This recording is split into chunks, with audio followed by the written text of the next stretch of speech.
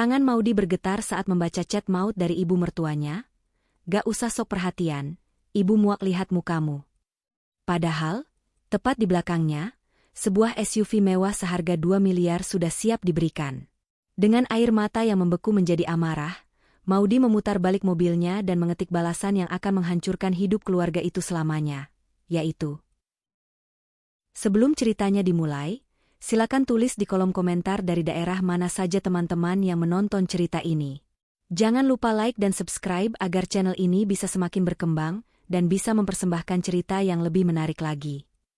Pagi itu, langit Jakarta masih diselimuti mendung tipis. Namun di dalam kamar utama kediaman Maudy Ayunda, suasana terasa begitu hangat. Maudy berdiri tegak di depan cermin besar setinggi plafon, merapikan blazer krem yang membalut tubuhnya dengan sempurna. Ia adalah definisi wanita mandiri masa kini, CEO dari sebuah perusahaan teknologi pendidikan yang ia bangun dengan peluh dan air mata sejak masih di bangku kuliah. Namun, ironisnya, di rumah ini, di mata keluarga suaminya, semua pencapaian itu seolah-olah tidak terlihat atau sengaja diabaikan. Maudy melirik sebuah kotak bludru hitam kecil yang tergeletak di atas meja rias, tepat di samping botol parfum mewahnya yang beraroma mawar. Di dalam kotak itu, tersimpan sebuah kunci mobil dengan logo merek ternama yang mengkilap terkena pantulan lampu kristal kamar. Kunci itu bukan sekadar benda mati. Bagi Maudy, itu adalah simbol perdamaian. Sudah 3 tahun ia menikah dengan Nicholas Saputra, dan selama itu pula ia merasa seperti tamu yang tak diundang di tengah keluarga suaminya. Ibu mertuanya, Meriam Belina, adalah sosok yang sangat sulit ditaklukkan. Bagi Meriam, Maudy hanyalah gadis daerah yang beruntung bisa memikat putra kesayangannya yang tampan dan terpandang. Sayang, kenapa kamu melamun terus di depan cermin? Ada yang salah dengan riasanmu? Suara bariton Nicholas memecah keheningan. Nicholas baru saja selesai bersiap, ia berjalan mendekat dan memeluk Maudy dari belakang, menatap pantulan mereka berdua di cermin. Nicholas adalah pria yang sangat baik, namun ia seringkali berada di posisi sulit antara membela istrinya atau menuruti ibunya yang dominan. Maudy tersenyum tipis, menyandarkan kepalanya di bahu Nicholas yang kokoh. Mas, aku cuma membayangkan wajah ibu nanti sore. Aku sudah janjian dengan pihak dealer. Mobil SUV putih yang tempo hari ibu puji saat kita lewat di mal itu akan diantar hari ini. Aku ingin memberikan kejutan itu langsung. Aku ingin ibu tahu bahwa aku benar-benar memperhatikan keinginannya. Nicholas terdiam sejenak, ia menghela napas panjang. Ada gurat kekhawatiran yang tak bisa disembunyikan di wajahnya. Aku sangat menghargai kebaikan hatimu. Kamu itu terlalu baik. Bahkan saat mama sering bicara ketus atau menyindirmu di depan banyak orang. Tapi aku mohon satu hal, jangan terlalu menaruh harapan tinggi pada reaksi mama. Kamu tahu sendiri bagaimana beliau. Aku hanya tidak ingin melihatmu sakit hati lagi jika ekspektasimu tidak terpenuhi. Maudy menggenggam tangan Nicholas yang melingkar di pinggangnya, mencoba memberikan kekuatan. Aku tahu, Mas. Tapi aku ingat betul kejadian bulan lalu saat kita ke acara pernikahan saudara di Bekasi. Ibu harus menunggu taksi online sampai 1 jam di bawah terik matahari, karena mobil kamu sedang di bengkel, dan supir pribadi ibu sedang izin pulang kampung. Ibu mengeluh kakinya sakit, kepalanya pusing karena panas, dan dia merasa malu harus berdiri di pinggir jalan. Aku merasa bersalah sebagai menantu, Mas. Aku ingin ibu punya kendaraan pribadi yang mewah, yang selalu siap di garasinya kapan saja dia butuh, tanpa harus bergantung pada siapapun. Nicholas mencium kening istrinya dengan penuh kasih. Matanya berkaca-kaca melihat ketulusan Maudy. Kamu adalah wanita paling luar biasa yang pernah aku temui, dia. Kebaikanmu ini terkadang membuatku merasa tidak pantas memilikimu. Baiklah, aku akan dukung niat baikmu. Semoga ini benar-benar menjadi awal yang baru untuk hubungan kalian yang lebih harmonis. Maudy mengangguk pasti. Di dalam hatinya, ia menyimpan secercah harapan yang begitu besar. Ia percaya bahwa kemewahan dan perhatian yang ia berikan hari ini, yang ia beli dengan uang hasil kerja kerasnya sendiri, tanpa menyentuh sepeser pun uang Nicholas, akan mampu meluluhkan kebekuan hati Meriam Belina. Maudy tidak menyangka bahwa niat tulusnya ini justru akan menjadi sumbu ledakan yang menghancurkan seluruh sisa kesabarannya. Setelah Nicholas berangkat ke kantor, Maudy duduk di meja makan yang terbuat dari kayu jati solid, menyesap secangkir kopi hitam tanpa gula. Ia membutuhkan kafein untuk menenangkan pikirannya sebelum menghadapi hari yang panjang. Namun, kedamaian pagi itu segera terusik saat ponselnya yang diletakkan di atas meja bergetar hebat. Notifikasi dari grup WhatsApp keluarga besar Saputra mulai bermunculan satu persatu, seperti rentetan tembakan yang tak kunjung berhenti di medan perang. Ariel Tatum, adik ipar Maudy yang dikenal dengan gaya hidup sosialitanya meskipun tidak memiliki pekerjaan tetap, baru saja mengunggah serangkaian foto tas tangan bermerk dari sebuah butik ternama. Ariel Tatum, aduh MA, lihat deh tasnya. Cantik banget kan? Warnanya pas banget kalau Ariel pakai ke pesta minggu depan. Tadi Ariel beli pas mampir ke mall sebentar buat cari udara segar. Coba kalau kita punya mobil mewah sendiri, Ariel nggak perlu ribet bawa belanjaan sebanyak ini naik taksi online yang drivernya kadang nggak sopan dan mobilnya bau rokok. Meriam Belina, wah, bagus sekali itu sayang. Memang selera kamu itu kelas atas. Persis seperti Mama dulu waktu muda. Mama juga pengen banget punya mobil yang nyaman kayak punya teman-teman Mama di geng arisan. Tapi ya mau gimana lagi, nasib Mama punya menantu yang cuma mementingkan diri sendiri. Uangnya banyak, tapi buat mertua cuma dikasih kiriman catering setiap minggu. Emangnya Mama ini panti asuhan yang butuh disuapi tiap hari agar tidak kelaparan? Mana ada harganya itu makanan di depan teman-teman Mama. Maudy merasakan dadanya sesak membaca kata-kata itu. Jemarinya mencengkeram cangkir kopi dengan kuat. Catering yang ia kirimkan bukan catering biasa. Itu adalah menu diet plan premium yang dirancang khusus oleh ahli gizi untuk menjaga kadar kolesterol dan tekanan darah Meriam yang sering naik secara tiba-tiba. Biayanya mencapai jutaan rupiah per minggu. Namun di mata Meriam, semua perhatian medis itu tidak ada artinya karena tidak bisa difoto dan dipamerkan sebagai simbol kekayaan. Ariel Tatum, sabar ya MA. Mungkin Kak Maudy lagi sibuk memperkaya diri sendiri atau belanja perhiasan buat pamer di kantornya. Kemarin aku lihat dia posting foto pakai jam tangan baru yang harganya pasti ratusan juta. Mungkin buat dia, kenyamanan ibu mertua itu urusan nomor sekian. Atau mungkin dia sengaja mau bikin Mama kelihatan susah supaya dia kelihatan paling hebat. Maudy meletakkan cangkir kopinya dengan tangan yang gemetar hebat. Rasa sakit itu menjalar dari dada hingga ke ujung jarinya.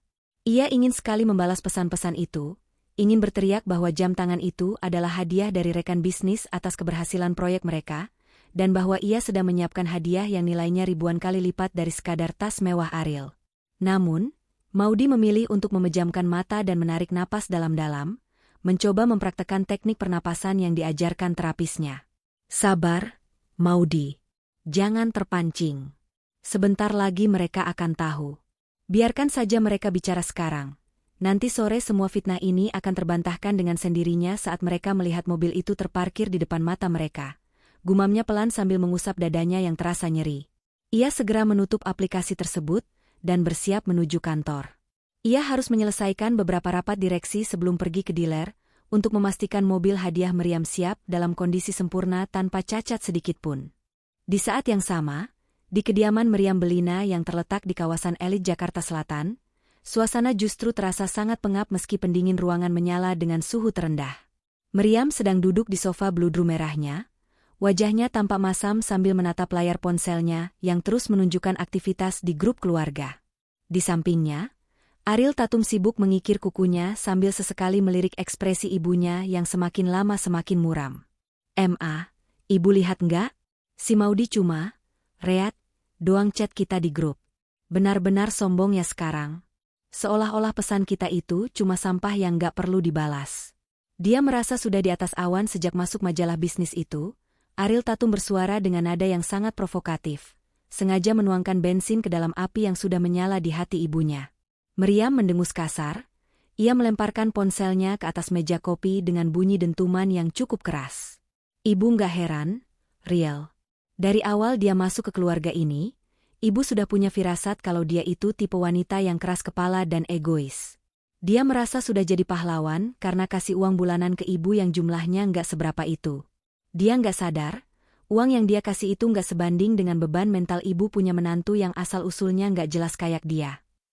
Ariel menghentikan aktivitasnya sejenak, ia mendekat ke arah ibunya dengan tatapan yang penuh intrik dan manipulasi. Tadi pagi aku iseng lewat depan showroom mobil mewah di dekat kantornya, MA. Aku lihat ada mobil SUV putih keluaran terbaru yang harganya pasti miliaran rupiah lagi dipersiapkan di sana. Ada nama, Maudi, di berkas yang dipegang salesnya. Jangan-jangan dia beli mobil baru lagi buat dirinya sendiri, MA. Padahal mobil yang dia pakai sekarang kan belum ada 2 tahun usianya. Dia benar-benar serakah. Wajah Meriam langsung berubah merah padam. Napasnya memburu, dadanya naik turun karena rasa iri dan benci yang membakar. Apa? Dia beli mobil lagi untuk dirinya sendiri? Di saat ibu harus nunggu angkot atau taksi online di depan komplek, kalau supir Nihola sedang tidak masuk? Benar-benar anak itu tidak punya hati. Dia memang ingin pamer dan secara sengaja ingin menginjak-injak harga diri ibu sebagai mertua. Makanya MA, ibu harus tegas. Jangan mau terus-terusan dikasih makanan catering yang hambar itu. Dia itu sengaja mau nyumpal mulut ibu supaya ibu nggak banyak menuntut fasilitas lain yang lebih layak. Dia itu licik, MA.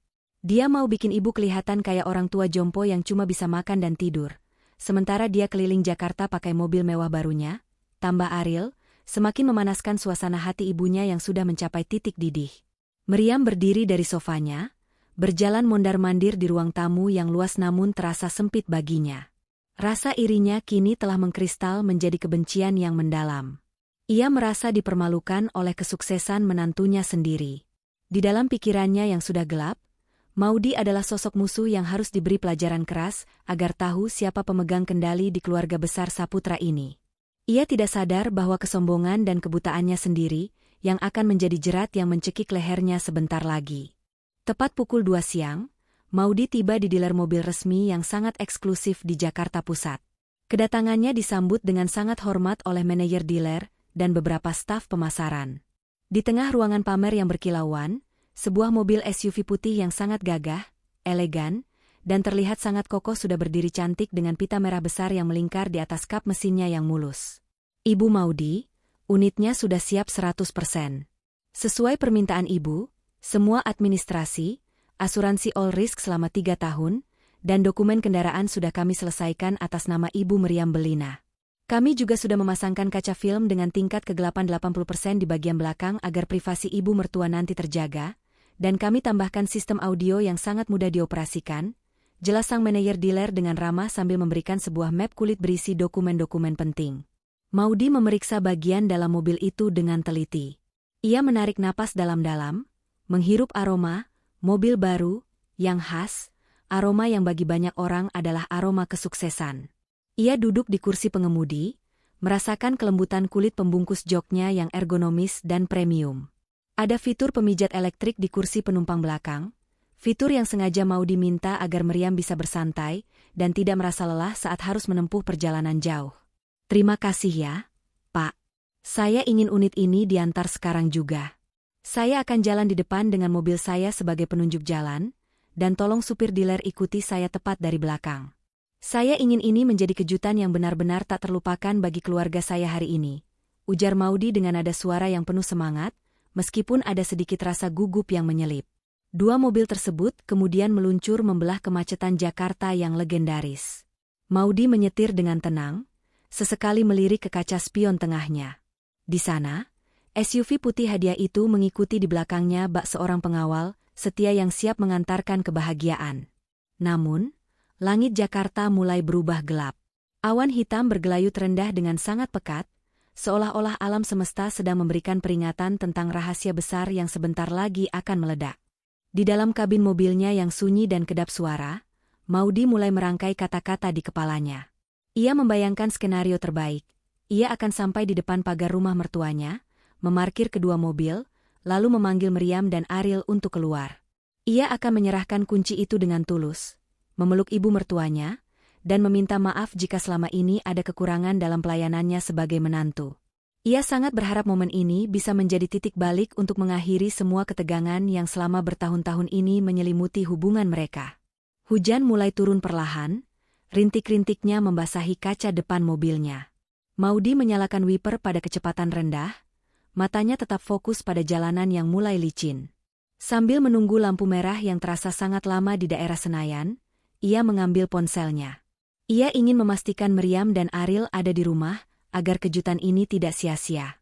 Dengan jari-jari yang sedikit gemetar karena rasa berdebar, ia mengetik pesan di grup keluarga. Maudy Ayunda, Ibu, Ariel, Maudy lagi di jalan menuju rumah ibu sekarang. Maudy bawa kejutan spesial yang sudah Maudy siapkan sejak lama untuk kalian berdua. Tunggu ya, sebentar lagi sampai. Tolong jangan kemana-mana dulu ya, Ibu. Maudy tersenyum menatap layar ponselnya, merasa lega karena sebentar lagi misinya untuk berdamai akan tuntas. Ia membayangkan senyum meriam yang langka.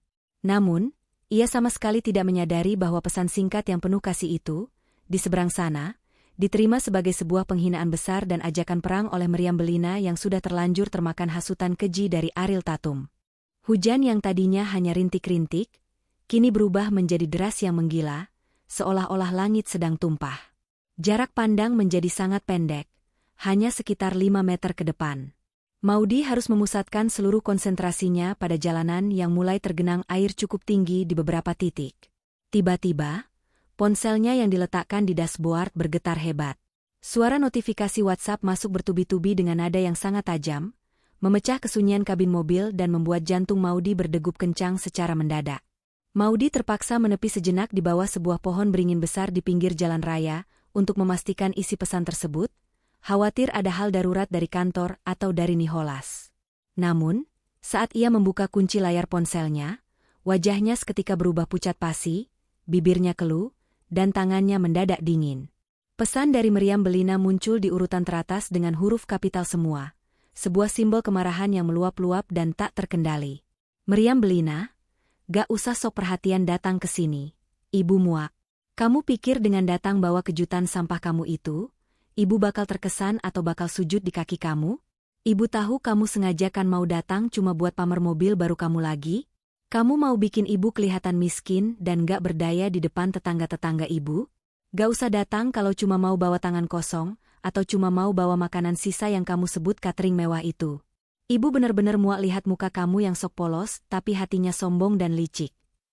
Belum sempat Maudy menarik napas atau sekadar mencerna rasa sakitnya, pesan dari Ariel Tatum menyusul dengan nada yang tak kalah menyakitkan dan merendahkan.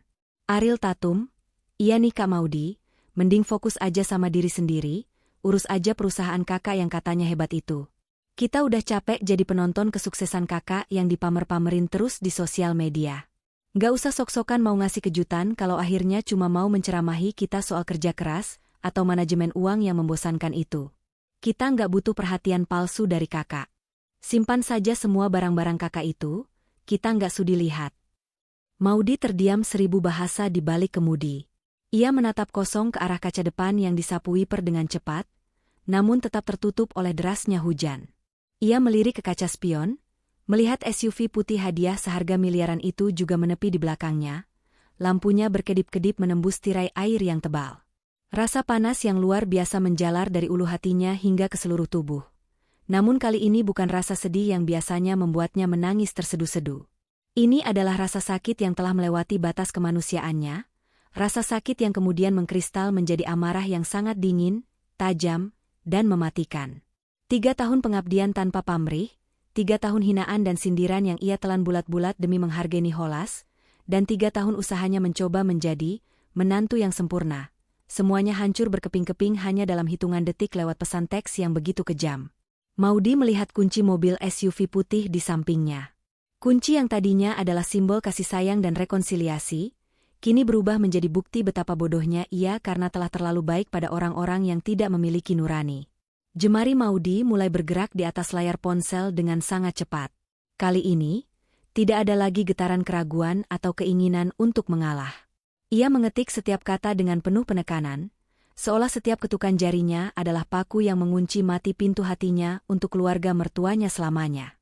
Maudy Ayunda, syukur kalau begitu, Bu. Kalau Ibu memang merasa muak dan tidak butuh perhatian saya lagi, saya sangat menghargai kejujuran Ibu yang sangat telat ini.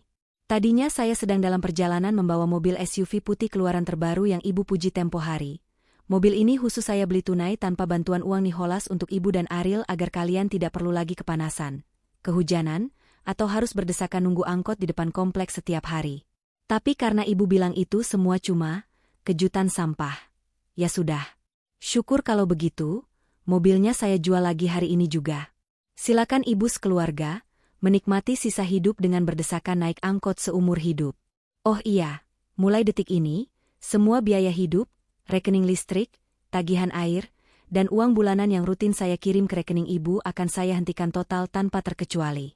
Silakan cari kejutan lain dari orang lain yang mau ibu injak-injak harga dirinya. Selamat menikmati dinginnya hujan di pangkalan angkot. Maudy menekan tombol kirim dengan sangat mantap, seolah-olah ia baru saja melepaskan beban seberat 1 ton dari pundaknya.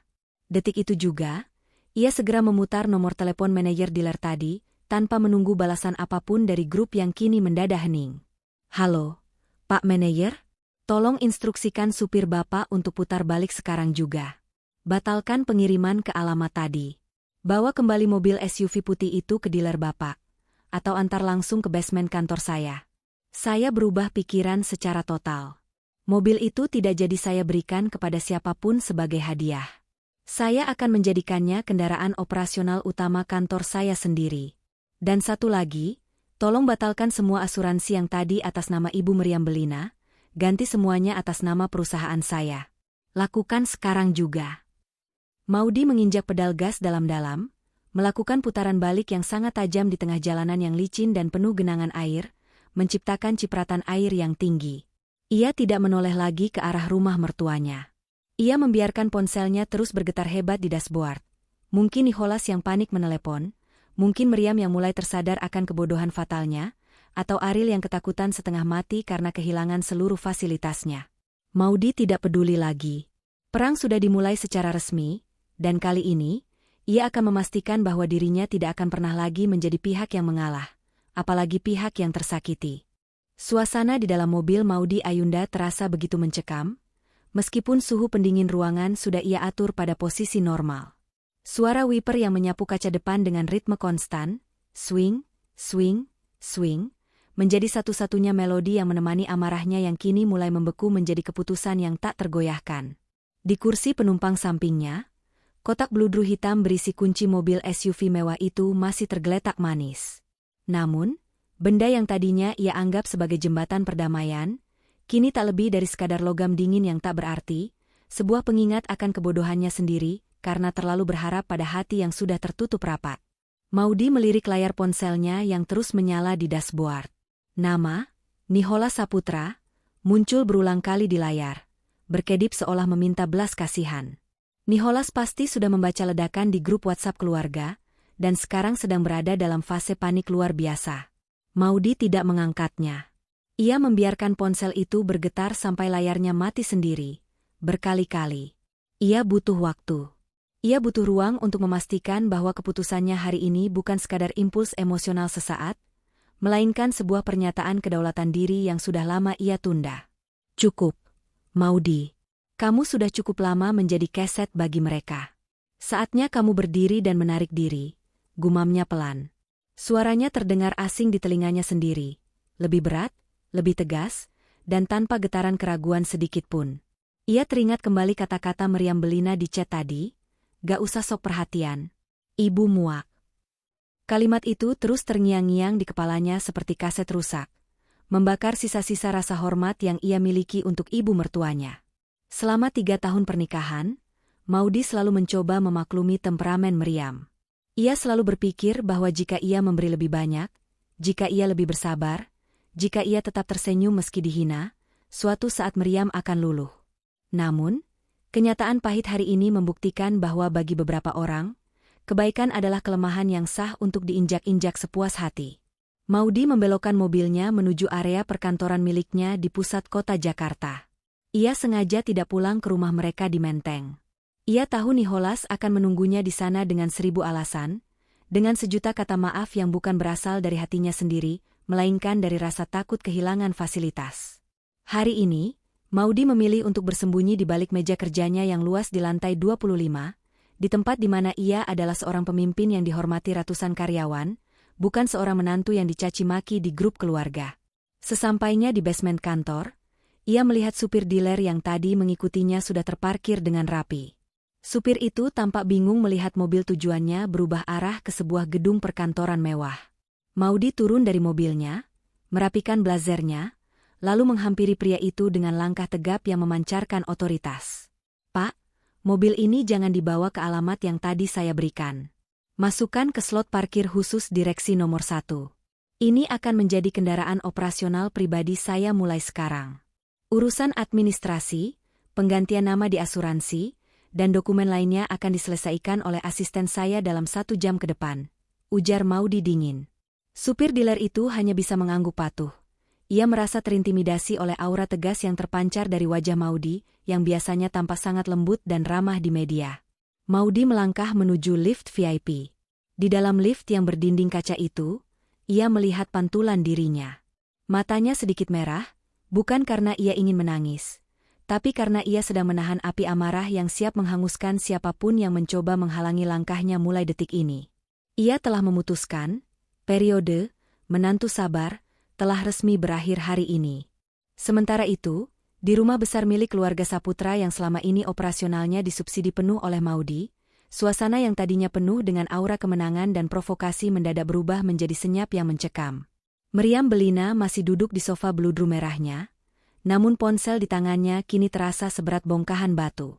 Pesan terakhir Maudy yang menyebutkan tentang naik angkot seumur hidup dan penghentian seluruh bantuan dana, seolah-olah menjadi vonis mati bagi gaya hidup mewahnya yang selama ini ia banggakan di depan teman-teman arisannya. Ariel Tatum, yang tadinya begitu semangat memanasi ibunya dan tertawa mengejek, kini tampak pucat pasi. Jemarinya berhenti memoles kuku, ia menatap layar ponselnya dengan mata melotot. "Ma, Kak Maudy cuma menggertakkan?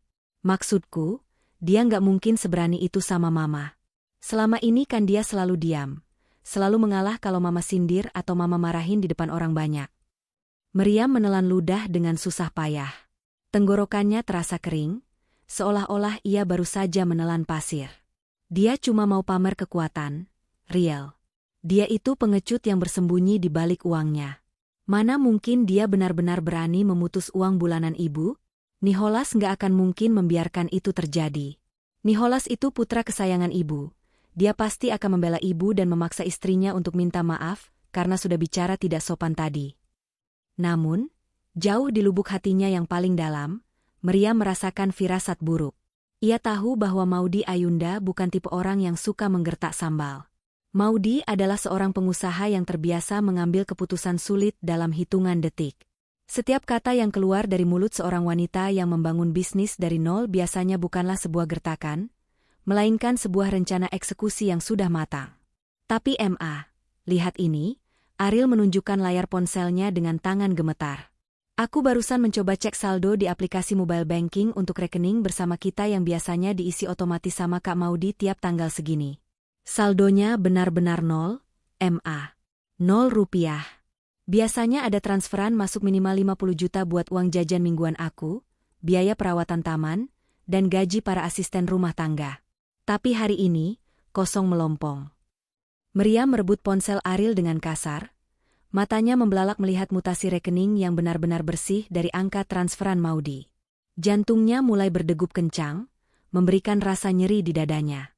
Ketakutan mulai merayap naik.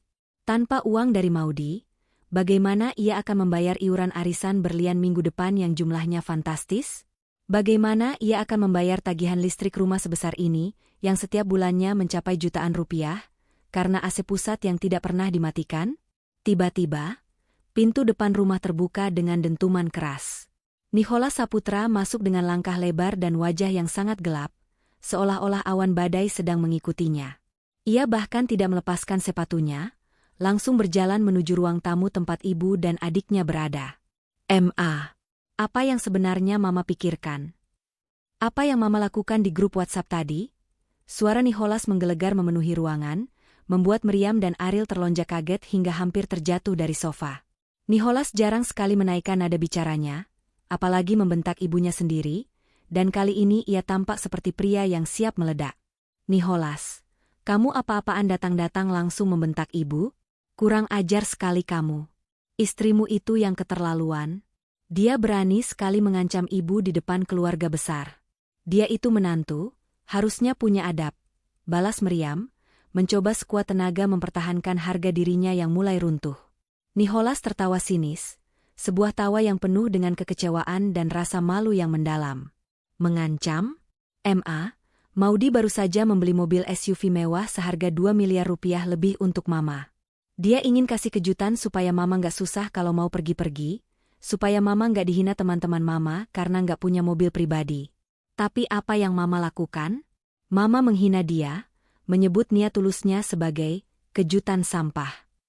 Maudy meneleponku sambil menangis sesenggukan tadi. Ma, dia sudah mematikan seluruh akses finansial untuk rumah ini, dan demi Tuhan, aku tidak bisa menyalahkannya kali ini. Ruang tamu itu mendadak sunyi sesunyi kuburan. Kata, 2 miliar rupiah, seolah-olah menjadi palu godam yang menghantam wajah Meriam dan Ariel secara bersamaan. Ariel menutup mulutnya dengan kedua tangan, matanya berkaca-kaca, bukan karena menyesal telah menyakiti hati kakak iparnya, melainkan karena menyesal telah kehilangan mobil mewah yang hampir saja bisa ia pakai untuk pamer di media sosialnya. Di kantornya yang tenang dan beraroma aromaterapi lavender, Maudy duduk di kursi kebesarannya yang terbuat dari kulit asli. Ia tidak lagi membiarkan kesedihan menguasai dirinya. Ia adalah wanita yang sangat logis. Jika sebuah investasi tidak memberikan hasil dan justru merugikan kesehatan mentalnya, maka investasi itu harus segera dihentikan. Ia menekan tombol interkom di mejanya. Sarah, masuk ruangan saya sekarang. Bawa laporan pengeluaran pribadi saya, perintah Maudy tanpa emosi. Beberapa detik kemudian, Sarah, asisten pribadinya yang cekatan, masuk dengan membawa tablet dan beberapa berkas. Iya, Bu Maudy. Saya sudah menyiapkan laporannya. Apakah ada hal darurat? Sarah, saya ingin kamu menginventarisir semua pengeluaran rutin yang keluar dari rekening pribadi saya, bukan rekening kantor, untuk keperluan keluarga Nicholas. Semuanya, tanpa terkecuali. Mulai dari tagihan listrik rumah besar Ibu Meriam, biaya langganan internet mereka, gaji supir, gaji 3 asisten rumah tangga di sana, uang sekolah keponakan-keponakan Nicholas, sampai iuran kebersihan dan keamanan komplek mereka yang mahal itu, ujar Maudy dengan nada datar namun sangat tegas. Sarah mencatat setiap poin dengan cepat, ia bisa merasakan ada perubahan besar pada bosnya. Baik, Bu Maudy. Saya sudah memegang datanya. Apakah ada instruksi khusus mengenai pembayaran bulan ini? Hentikan semuanya hari ini juga. Detik ini juga. Ubah semua sistem pembayaran otomatis atau auto debit menjadi manual. Cabut nama saya dari penanggung jawab tagihan-tagihan itu. Biarkan semua tagihan itu jatuh tempo, dan sampai ke tangan mereka langsung dalam bentuk kertas tagihan merah. Jangan ada 1 rupiah pun, saya ulangi, jangan ada 1 perak pun yang keluar dari akun saya untuk mereka mulai detik ini, tegas Maudy sambil menatap tajam ke arah asistennya. Lalu, bagaimana dengan kartu kredit tambahan atas nama Ariel Tatum? Bu, saya melihat di sistem, limitnya cukup besar dan baru saja digunakan di sebuah butik tas di Grand Indonesia sekitar 1 jam yang lalu, tapi transaksinya masih dalam status pending. Tanya Sarah hati-hati, ia tahu Ariel seringkali menyalahgunakan kartu tersebut. Maudy tersenyum tipis, sebuah senyuman dingin yang tidak mencapai matanya. Blokir sekarang juga. Hubungi pihak bank, katakan kartu itu hilang atau laporkan sebagai transaksi yang tidak sah jika perlu. Biarkan dia merasakan bagaimana rasanya dipermalukan di depan kasir saat kartunya ditolak dan semua orang melihatnya. Itu adalah harga yang pantas untuk mulutnya yang tidak pernah dididik. Setelah Sarah keluar dari ruangan, Maudy menyandarkan tubuhnya di kursi. Ia merasa sebuah beban yang sangat besar, yang selama 3 tahun ini menghimpit pundaknya, tiba-tiba terangkat. Selama ini, ia merasa hanya menjadi ban berjalan, bagi keluarga yang bahkan tidak sudi menyapanya dengan tulus jika tidak ada kepentingan uang di baliknya. Ia seringkali merasa lelah harus bekerja lembur sampai jam 3 pagi untuk mengembangkan perusahaannya, sementara Ariel Tatum memamerkan kemewahan di Bali atau Paris menggunakan uang hasil jerih payah Maudy. Ponselnya kembali bergetar di atas meja. Kali ini sebuah pesan teks masuk dari Nicholas. Sayang, tolong pulang sebentar saja. Kita bicarakan ini baik-baik. Mama sudah sangat menyesal. Beliau tadi bicara begitu karena tidak tahu kalau kejutan yang kamu maksud adalah mobil. Beliau pikir kamu hanya mau pamer proyek barumu lagi. Tolong jangan putus semuanya sekaligus. Mereka bisa kesulitan untuk makan dan bayar tagihan hari ini. Maudy mengetik balasan dengan kecepatan tinggi, jemarinya menari di atas layar dengan penuh amarah yang terkendali. Mereka menyesal karena tahu hadiahnya adalah barang mewah seharga 2 miliar, Mas. Bukan menyesal karena menyadari sudah menyakiti perasaanku sebagai manusia. Itu dua hal yang sangat berbeda. Jika mereka kesulitan hari ini, itu adalah konsekuensi logis dari sikap mereka sendiri. Aku bukan yayasan amal atau panti asuhan, Mas. Aku adalah istrimu, tapi mereka memperlakukanku lebih rendah dari pembantu di rumah itu. Tolong, untuk sekali ini saja dalam hidupmu, jangan paksa aku untuk kembali menjadi orang bodoh yang mau dimanfaatkan. Maudy langsung mematikan ponselnya secara total. Ia memutuskan untuk tidak pulang ke Menteng selama beberapa hari. Ia akan menginap di apartemen kecil miliknya di daerah Jakarta Selatan yang ia beli sebelum menikah. Sebuah tempat yang bahkan Nicholas pun mungkin sudah lupa keberadaannya. Ia ingin mereka semua merasakan apa artinya hidup tanpa perlindungan finansial darinya. Ia ingin Meriam Bellina merasakan bagaimana rasanya kembali ke realita bahwa tanpa dukungan Maudy, mereka hanyalah keluarga dengan gengsi setinggi langit tapi dengan kantong yang kosong melompong. 3 hari telah berlalu sejak insiden chat maut itu meledak.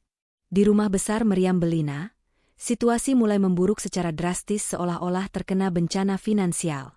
Listrik di rumah mewah itu mulai sering mati-mati karena pulsa listriknya habis, dan Meriam sama sekali tidak tahu bagaimana cara mengisi pulsa listrik secara mandiri. Selama ini semua urusan domestik itu sudah otomatis dibayar oleh asisten pribadi Maudy melalui sistem digital. Pagi itu, Meriam Bellina harus pergi ke sebuah acara pengajian rutin di rumah salah satu sosialita ternama di daerah Pondok Indah. Biasanya, ia akan tinggal menelepon Nicholas untuk meminta dikirimkan supir kantor, atau ia akan menunggu Maudy memesankan taksi mewah Silverbird melalui aplikasinya. Namun hari ini, Nicholas tidak mengangkat teleponnya meskipun sudah dihubungi puluhan kali. Nicholas sepertinya sedang berada di luar kota untuk urusan bisnis yang sangat mendadak. Dan sepertinya suaminya itu sengaja menjauhkan diri dari drama ibunya untuk sementara waktu. Riel, coba pesankan ibu taksi online sekarang juga. Ibu sudah telat hampir 1 jam ini.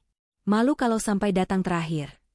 Perintah Meriam dengan nada tinggi pada Ariel yang sedang duduk lesu di ruang makan tanpa ada hidangan makanan enak seperti biasanya. Ariel mencoba membuka aplikasi di ponselnya dengan wajah ditekuk. Saldo dompet digital aku benar-benar kosong. Kartu kreditku juga sudah diblokir permanen sama Kak Maudy sejak kemarin sore pas aku mau bayar belanjaan di mall. Aku benar-benar nggak punya uang sepeser pun di akunku. Meriam menggerutu kencang, wajahnya memerah. Pakai uang tunai saja. Masih ada kan di dompetmu? Uang tunai kita cuma tinggal 100.000 rupiah. Itu uang terakhir buat makan kita berdua sampai besok pagi kalau Mas Nicholas nggak kirim uang. Kalau dipakai buat taksi ke Pondok Indah pulang pergi, uangnya langsung habis dan kita nggak bisa makan malam ini. Suara Ariel melemah, ada nada ketakutan dalam bicaranya. Meriam Bellina, sang nyonya besar yang biasanya tampil glamor dengan perhiasan mencolok, terpaksa harus melakukan hal yang selama puluhan tahun tidak pernah ia lakukan. Berjalan kaki di bawah terik matahari menuju gerbang komplek yang jaraknya hampir 1 kilometer dari rumahnya. Cuaca Jakarta sedang sangat kejam, panasnya menyengat kulit. Keringat mulai membasahi kebaya brokat mahalnya, membuat riasannya mulai luntur. Sesampainya di depan komplek, ia melihat deretan angkot biru yang sedang ngetem menunggu penumpang. Rasa gengsinya memberontak hebat. Ia merasa jijik melihat kondisi mobil yang kusam dan tidak terawat itu. Namun, ia tidak punya pilihan lain. Jika ia tidak datang ke pengajian itu, ia akan menjadi bahan gunjingan teman-temannya yang selama ini menganggapnya sebagai orang kaya raya. Dengan langkah enggan dan wajah yang ditekuk, Meriam naik ke dalam angkot yang sudah hampir penuh sesak oleh berbagai macam orang. Buruh pabrik, anak sekolah yang berisik, dan pedagang pasar yang membawa keranjang belanjaan. Bau keringat, asap rokok dari sopir, dan udara pengap langsung menusuk hidungnya yang terbiasa dengan aroma parfum mahal. Aduh, minggir sedikit dong. Jangan mepet-mepet. Ini kebaya saya mahal, harganya jutaan, jangan sampai kegencet atau kotor. Omel Meriam saat seorang ibu-ibu yang membawa keranjang berisi sayuran segar duduk tepat di sampingnya. Ya elah, Bu, kalau mau lega dan nyaman ya naik helikopter pribadi aja, jangan naik angkot umum. Namanya juga angkot harga 5.000 perak, ya pasti desak-desakan. Kalau nggak mau kesenggol, ya jangan keluar rumah. Balas ibu-ibu itu tidak mau kalah, membuat penumpang lain menertawakan Meriam. Meriam terdiam, wajahnya merah padam antara malu dan sangat kesal. Di tengah perjalanan yang macet, hujan deras tiba-tiba turun dengan sangat lebat seolah-olah langit ikut menertawakannya. Angkot yang ia tumpangi ternyata bocor di bagian atapnya, tepat di atas tempat duduk Meriam. Tetesan air hujan yang kotor mulai mengenai konde dan wajah Meriam yang sudah dipoles makeup tebal. Ia teringat kembali kata-kata Maudy yang sangat tajam di chat tempo hari, "Selamat menikmati hujan di pangkalan angkot." Air mata Meriam nyaris jatuh di antara tetesan air hujan yang membasahi pipinya.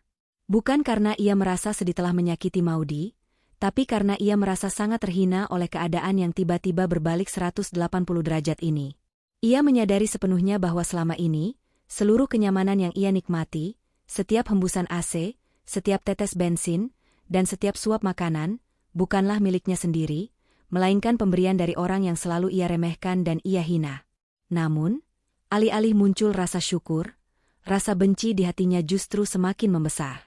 Ia menyalahkan Maudy atas semua penderitaan ini, tanpa menyadari bahwa lidahnya sendirilah yang telah membakar jembatan keselamatannya sendiri. Di hari keempat setelah insiden itu, Maudy Ayunda kembali ke kantornya dengan energi yang jauh lebih segar. Ia telah mengambil sebuah keputusan besar yang akan mengubah arah hidupnya dan keluarganya. Ia tidak akan bercerai dengan Nicholas, setidaknya belum saat ini, karena ia merasa Nicholas sebenarnya adalah suami yang baik yang hanya terjebak dalam bakti yang salah kepada orang tuanya. Namun, Maudy akan melakukan pemisahan aset secara total, legal, dan transparan. Ia memanggil pengacara pribadinya, seorang pengacara handal yang sangat dikenal di kalangan pebisnis, ke ruangannya. "Saya ingin semua aset yang saya beli setelah pernikahan kita, yang semuanya berasal dari rekening pribadi saya dan keuntungan perusahaan saya, dipastikan memiliki perjanjian pemisahan harta yang sangat kuat secara hukum atau postnuptial agreement. Saya ingin menarik semua fasilitas yang selama ini saya pinjamkan kepada keluarga Nicholas secara resmi, agar tidak ada tuntutan hukum di kemudian hari," ujar Maudy dengan nada suara yang sangat tenang namun tidak bisa dibantah. Pengacara itu mengangguk paham sambil mencatat poin-poin penting. "Itu adalah langkah yang sangat bijak dan strategis, Bu Maudy. Mengingat bukti-bukti penghinaan publik yang terjadi di grup keluarga itu, ini bisa menjadi dasar yang sangat kuat bahwa pemberian Anda selama ini tidak dihargai dan bahkan ditolak secara eksplisit oleh pihak penerima. Kami akan segera memproses surat-suratnya." Maudy merasa sangat lega seolah-olah ada rantai yang terlepas dari kakinya. Ia kemudian membuka media sosial pribadinya yang memiliki pengikut ratusan ribu orang. Ia melihat Ariel Tatum mengunggah status galau di Instagram story-nya tentang betapa teganya anggota keluarga yang memutus tali silaturahmi hanya karena masalah harta duniawi. Maudy tersenyum sinis melihat kemunafikan itu. Ia tidak membalas lewat kata-kata atau sindiran balik. Ia justru melakukan sesuatu yang jauh lebih efektif. Maudy mengunggah sebuah foto dirinya sendiri yang sedang duduk manis di dalam mobil SUV putih baru yang seharusnya menjadi milik Meriam. Di foto itu, ia tampak sangat cantik, tenang, dan berkelas dengan latar belakang gedung-gedung pencakar langit Jakarta. Keterangan fotonya singkat namun sangat padat dan menohok. Self-reward untuk hasil kerja keras yang nyata. Terkadang, kenyamanan terbaik adalah yang kita nikmati sendiri dengan hati yang tenang, bukan diberikan kepada mereka yang hanya bisa mencela tanpa pernah tahu rasanya berjuang. Fokus pada pertumbuhan, bukan pada drama. Postingan itu langsung meledak dan mendapatkan ribuan tanda suka dalam waktu singkat. Teman-teman sosialita Meriam Bellina yang juga berteman dengan Maudy di media sosial, mulai bertanya-tanya di kolom komentar. Mereka mulai menghubungkan titik-titik cerita yang tersebar di kalangan arisan mereka. Kabar bahwa Meriam Bellina secara sombong menolak hadiah mobil mewah seharga 2 miliar dari menantunya dan sekarang terpaksa harus naik angkot mulai tersebar luas bak api di padang rumput yang kering. Malam harinya, Nicholas akhirnya pulang ke apartemen pribadi Maudy dengan wajah yang tampak sangat lelah dan kusam. Ia duduk di sofa, menatap Maudy yang sedang asyik membaca buku di meja makan dengan penerangan yang temaram. Mama jatuh sakit tadi sore. Beliau pingsan setelah pulang dari acara pengajian karena kelelahan dan stres berat, akibat panas-panasan naik angkot dan berjalan jauh. Kakinya bengkak semua, ujar Nicholas dengan suara lirih yang penuh dengan tekanan. Maudy tidak menutup bukunya, ia bahkan tidak menoleh ke arah Nicholas. Ia hanya menatap halaman bukunya dengan datar. "Lalu, apa hubungannya denganku, Mas? Ibu sakit karena pilihannya sendiri. Beliau yang memilih untuk menyatakan rasa muaknya padaku secara terbuka, dan beliau juga yang secara sadar memilih untuk menolak fasilitas yang aku berikan. Sekarang beliau sedang merasakan hasil dari benih yang beliau tanam sendiri. Bukankah hidup ini sangat adil? Nicholas menghela napas panjang, ia tampak sangat putus asa. Aku tahu Mama salah besar. Tapi apakah kamu benar-benar setega itu melihat orang tua yang sedang sakit dan menderita seperti itu? Bagaimanapun beliau adalah ibu mertuamu, dia. Maudy akhirnya menutup bukunya dengan perlahan, ia berdiri dan berjalan menghampiri Nicholas, menatap matanya dalam-dalam dengan pandangan yang tajam. Mas, aku sudah menjadi menantu yang luar biasa sabar dan baik selama 3 tahun penuh. Aku membayar semua tagihan mereka tanpa pernah mengeluh. Aku memberi mereka kemewahan yang bahkan tidak bisa mereka beli sendiri, dan aku menelan semua hinaan serta sindiran mereka di depan umum demi menjaga harga dirimu. Tapi saat mereka bilang mereka muak padaku tepat saat aku membawa hadiah yang sangat tulus, disitulah garis batas kesabaranku ditarik. Aku tidak tega pada diriku sendiri jika aku terus-menerus membiarkan diriku diinjak-injak oleh orang yang hidup dari uangku. Jika Mama sakit, bawa beliau ke rumah sakit terbaik. Pakai uangmu sendiri, Mas. Jangan pakai uangku lagi. Karena bagi beliau, uangku adalah kejutan sampah, ingat itu baik-baik. Nicholas terdiam 1000 bahasa, ia tidak mampu membalas satu kata pun. Ia menyadari sepenuhnya bahwa istrinya yang dulu sangat lembut dan penurut kini telah berubah menjadi wanita baja yang tak tergoyahkan. Ia tidak bisa lagi menggunakan alasan, bakti pada orang tua, untuk memanipulasi emosi Maudy. Malam itu, untuk pertama kalinya dalam pernikahan mereka, Nicholas menyadari bahwa jika ia ingin mempertahankan Maudy di sisinya, ia harus berhenti menjadi tameng bagi kesalahan-kesalahan fatal ibunya. Maudy kembali ke kamarnya dengan langkah anggun, meninggalkan Nicholas sendirian dalam keheningan apartemen yang dingin. Ia tahu bahwa bagian 2 dari rencananya baru saja dimulai. Ia bukan hanya ingin memberi pelajaran sesaat, ia ingin memastikan bahwa Meriam Bellina dan Ariel Tatum tidak akan pernah lagi memiliki keberanian untuk menatapnya dengan pandangan merendahkan. Dan cara terbaik untuk melakukannya adalah dengan membiarkan mereka jatuh, hingga ke dasar jurang yang mereka gali sendiri dengan kesombongan mereka. Pagi itu, mentari Jakarta terasa menyengat, seolah ikut memanaskan suasana hati Meriam Bellina yang sedang berdiri di depan cermin tua di kamarnya. Ia menatap pantulan dirinya dengan perasaan campur aduk. Tidak ada lagi penata rias panggilan yang datang ke rumahnya, tidak ada lagi asisten yang menyiapkan gaun-gaun terbaru.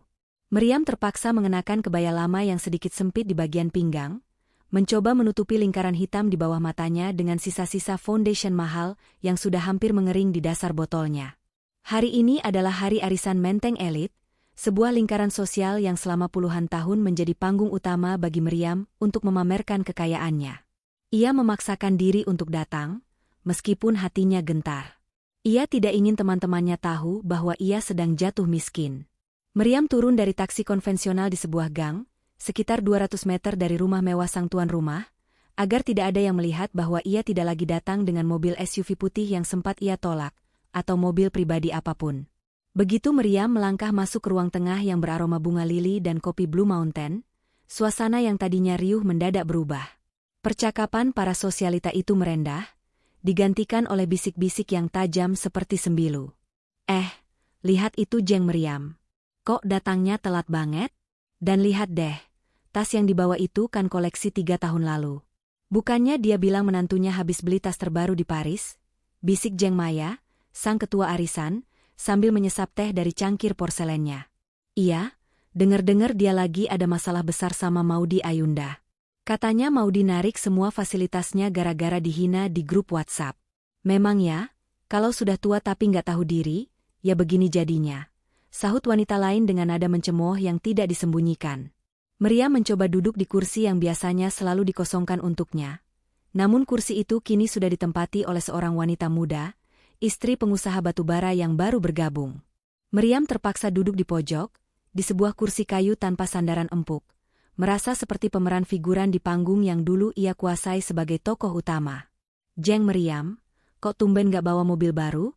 Katanya Maudy baru saja beli SUV limited edition? Aku lihat di Instagram Maudy, fotonya sangat elegan di depan mobil itu. Kami semua mengira itu hadiah untuk Jeng Meriam sebagai bentuk bakti. Tanya Jeng Maya dengan senyuman yang lebih mirip sebuah serangan terbuka. Meriam menelan ludah, tenggorokannya terasa sangat kering dan perih. Oh, itu? Maudi memang sempat menawari, tapi aku bilang aku lebih suka mobil klasik yang lama. Mobil baru itu terlalu berisik buat telingaku yang sensitif ini. Tapi Jeng, mobil lama Jeng kan katanya sudah ditarik karena pajak atau apa gitu ya? Tadi sopir saya lihat Jeng meriam turun dari taksi di ujung gang. Kenapa harus sembunyi-sembunyi? Kita kan sudah berteman lama. Timpal wanita lain dengan suara keras, membuat seluruh ruangan kini tertuju pada Meriam. Wajah Meriam merah padam. Ia merasa harga dirinya dikuliti hidup-hidup di depan wanita-wanita yang selama ini selalu menjilat dan memujanya. Ia menyadari sebuah kebenaran pahit.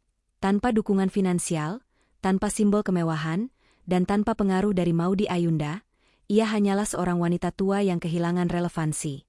Mahkota yang selama ini ia pakai dengan angkuh ternyata hanyalah pinjaman dari menantu yang selama ini ia injak-injak. Pengabdian Maudy yang dulu ia anggap sebagai kewajiban mutlak, ternyata adalah satu-satunya hal yang menjaga martabatnya di mata dunia. Di tempat lain, di sebuah apartemen yang mulai terasa pengap, Ariel Tatum sedang mengalami krisis eksistensi yang jauh lebih nyata dan mengerikan. Ia berdiri di depan meja riasnya yang penuh dengan produk kecantikan mahal, namun matanya tertuju pada tumpukan surat tagihan bersampul merah yang mulai berdatangan seperti banjir bandang. Tagihan kartu kredit yang membengkak, cicilan apartemen rahasia yang ia beli atas nama temannya, hingga tagihan perawatan skin booster yang belum ia lunasi. Selama ini, Ariel hidup bak putri raja yang tak pernah menyentuh tanah. Ia tidak perlu bekerja satu hari pun karena Maudy selalu memberikan dana pembinaan atau subsidi rahasia untuk setiap ide bisnis konyolnya yang selalu berakhir gagal. Namun hari ini, realita menghantamnya dengan keras. Saat ia mencoba memesan layanan pesan antar makanan sehat melalui ponselnya, notifikasi merah besar muncul di layar, transaksi ditolak. Saldo tidak mencukupi atau akun dibekukan.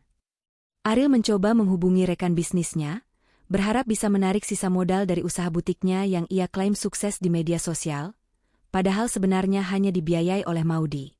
Halo, SIS? Aku mau tarik sisa modal aku di butik dong. Lagi ada keperluan mendesak buat renovasi rumah mama. Ujar Ariel mencoba terdengar santai, meskipun suaranya bergetar hebat. Modal apa lagi? Riel? Bukannya Kak Maudy sudah kirim email ke kita bulan lalu? Dia bilang butik kita itu sebenarnya sudah rugi ratusan juta, dan dia yang selama ini diam-diam menutupi semua kerugian itu supaya kamu nggak malu. Sekarang setelah Kak Maudy cabut investasinya, butik itu resmi bangkrut dan ditutup. Kita malah ada hutang ke supplier kain yang harus dibayar minggu depan. Aku justru mau tanya, kapan kamu bisa setor bagian kamu? Suara di seberang telepon terdengar sangat ketus dan tidak bersahabat. Ariel mematikan telepon dengan tangan yang gemetar hebat. Ia baru menyadari betapa dalam Maudy telah menanamkan pengaruhnya dalam hidupnya. Maudy bukan sekadar kakak ipar yang punya banyak uang, tapi Maudy adalah seluruh sistem pendukung kehidupan Ariel. Selama ini, Maudy membiarkan Ariel merasa hebat dan sukses agar Ariel tidak banyak berulah atau mengganggu kehidupannya dengan Nicholas. Namun kini, saat sistem itu dicabut secara mendadak, Ariel baru sadar bahwa ia hanyalah sebuah cangkang kosong yang sama sekali tidak memiliki fondasi untuk berdiri di atas kakinya sendiri. Ia melihat deretan tas branded di lemarinya. Terpikir olehnya untuk menjual tas-tas itu ke pasar barang bekas mewah. Namun, saat ia membawanya ke sebuah toko resale ternama di sebuah pusat perbelanjaan, kenyataan pahit kembali menampar wajahnya. Maaf sekali, Mbak Ariel, tas-tas ini modelnya sudah lewat musim, dan kondisinya kurang terawat, ada jamur di bagian dalamnya. Kami hanya bisa ambil dengan harga 15% dari harga beli awal. Apalagi sekarang pasar lagi jenuh dengan model seperti ini, ujar pemilik toko tersebut dengan nada meremehkan. Ariel ingin marah, ingin berteriak bahwa ia adalah adik Nicholas Saputra, namun ia tidak punya energi lagi. Ia pulang ke rumah ibunya dengan lesu, hanya untuk mendapati bahwa di rumah besar itu, keadaan justru jauh lebih menyedihkan. Listrik kembali mati karena token habis, dan Meriam Belina sedang menangis terseduh-seduh di ruang tamu yang gelap karena baru saja dikeluarkan dari grup WhatsApp arisan elit dengan alasan yang sangat menghina. Ketidakmampuan menjaga gaya hidup yang sesuai dengan standar komunitas. Nicholas Saputra berdiri di depan pintu kaca ruang kerja Maudy dengan perasaan yang hancur berkeping-keping. Dari balik kaca, ia melihat Maudy sedang duduk tenang sambil berdiskusi dengan dua orang dari tim legalnya. Maudy tampak sangat berwibawa, sangat cantik, dan sekaligus sangat asing. Nicholas merasa jarak antara mereka kini bukan lagi sekadar jarak fisik antara suami dan istri, melainkan jarak kelas, mental, dan martabat. Setelah tim legal keluar dengan membawa tumpukan dokumen, Nicholas masuk dengan langkah yang ragu. Maudy hanya meliriknya sekilas, matanya tetap jernih namun sedingin es, sebelum kembali fokus menandatangani beberapa berkas di mejanya. Kita perlu bicara. Bukan sebagai CEO dan suaminya, tapi sebagai sepasang manusia yang pernah berjanji untuk bersama dalam suka dan duka, ujar Nicholas pelan, suaranya parau saat ia duduk di kursi di depan meja besar Maudy. Maudy menutup laptopnya dengan gerakan yang sangat perlahan, menatap Nicholas dengan pandangan yang menusuk hingga ke jantung. Aku selalu siap bicara, Mas. Tapi pastikan apa yang kamu bicarakan adalah solusi, bukan sekadar rengekan untuk membela kesalahan orang lain. Mama benar-benar terpukul. Dia, Ariel juga. Mereka sekarang tidak berani keluar rumah, karena malu ditagih hutang dan dihina teman-temannya. Bisakah kita, setidaknya memberikan mereka tunjangan hidup yang sedikit layak? Aku tidak minta mobil mewah itu diberikan lagi, aku sadar itu kesalahan fatal. Tapi tolong, jangan biarkan mereka kelaparan atau tinggal di rumah yang gelap tanpa listrik. Nicholas memohon dengan nada yang sangat rendah, hampir seperti pengemis.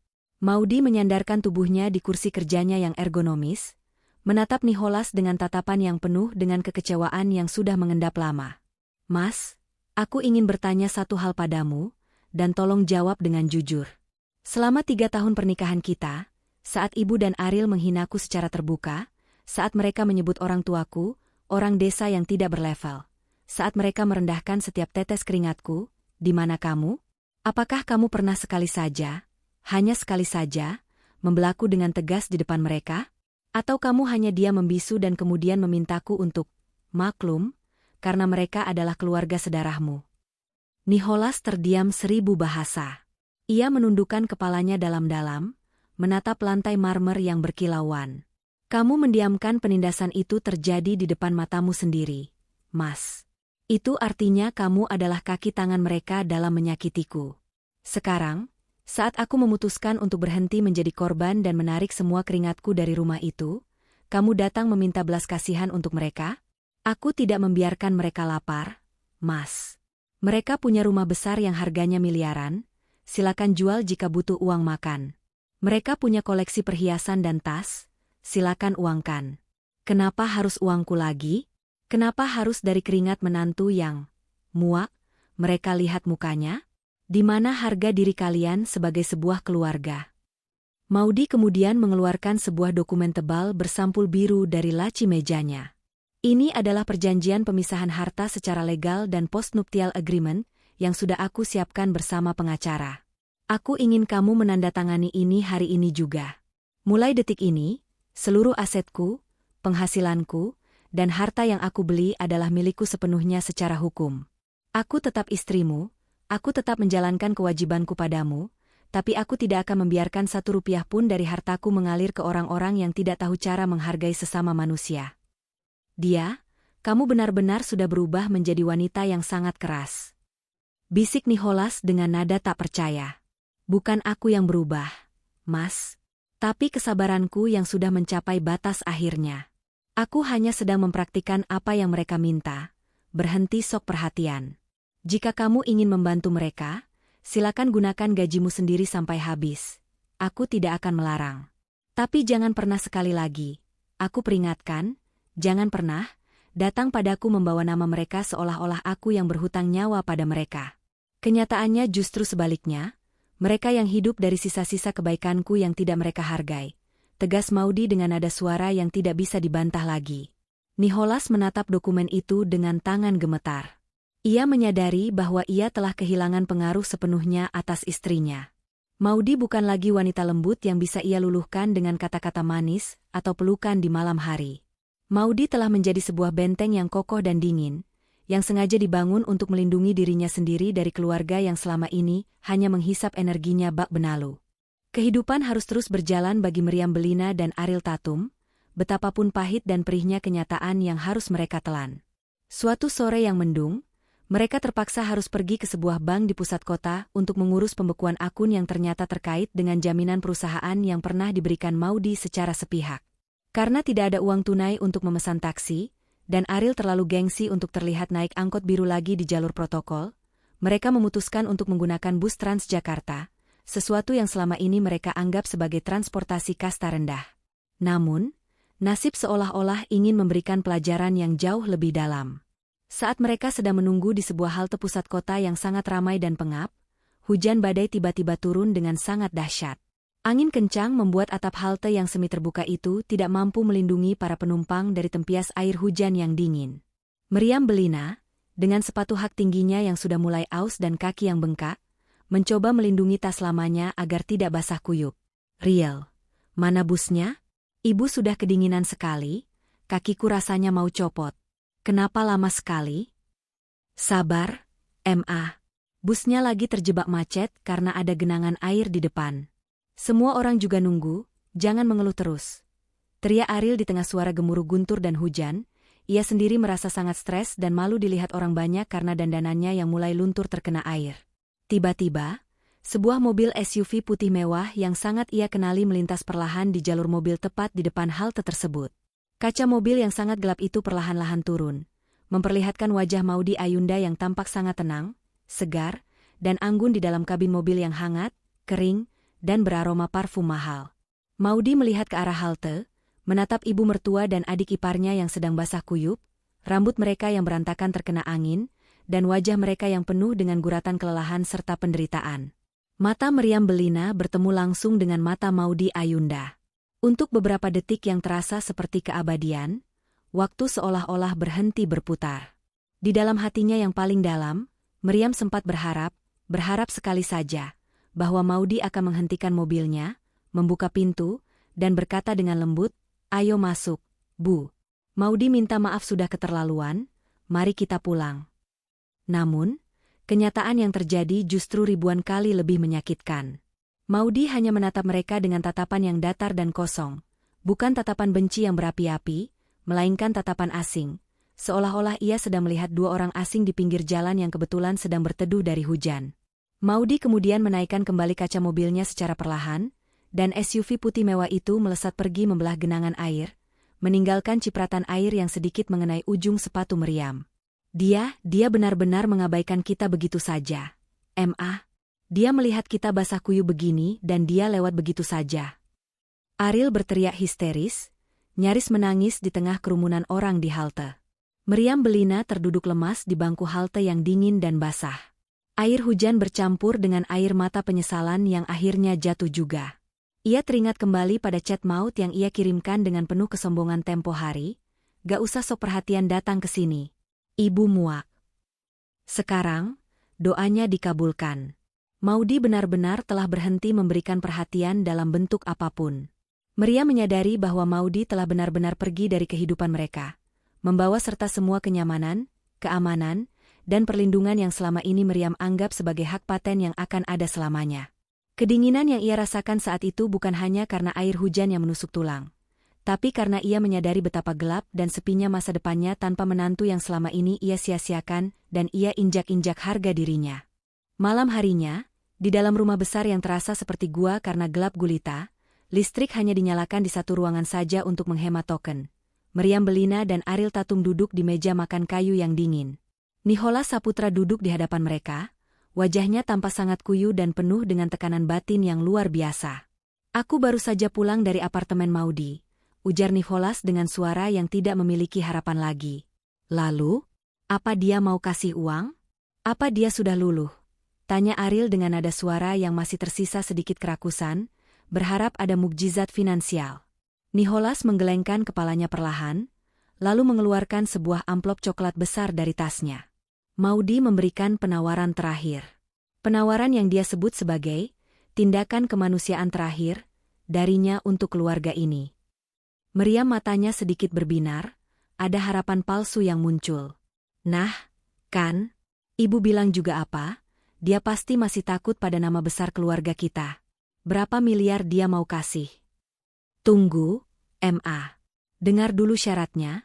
Nicholas memotong pembicaraan ibunya dengan nada yang sangat tegas dan pahit.